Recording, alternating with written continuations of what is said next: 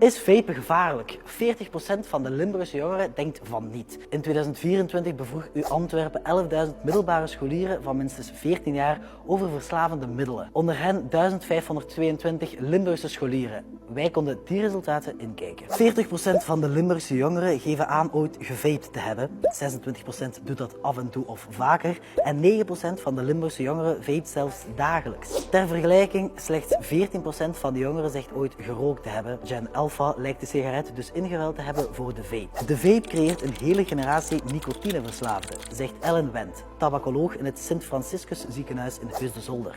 Dat 40% van de bevraagden vapen ongevaarlijk noemt, komt volgens haar door de desinformatie op sociale media. Maar is vapen dan gevaarlijker dan roken? Wel, daar is geen eenduidig antwoord op. De originele e-sigaret was bedoeld om mensen te helpen stoppen met roken. En omdat vapes nog niet heel lang bestaan, is de impact op lange termijn nog niet helemaal duidelijk. Vraag 100 vapende jongeren om hun vape te tonen en bij 95 zal dat een illegaal exemplaar zijn, zegt de tabacoloog. Die bevatten veel meer nicotine, je weet zelfs niet hoeveel precies. Terwijl jongeren denken dat ze een mangootje of een watermeloentje vapen, inhaleren ze chemische stoffen. Volgens de tabacoloog is stoppen met vapen ook moeilijker dan stoppen met roken, omdat je die vape altijd bij je hebt.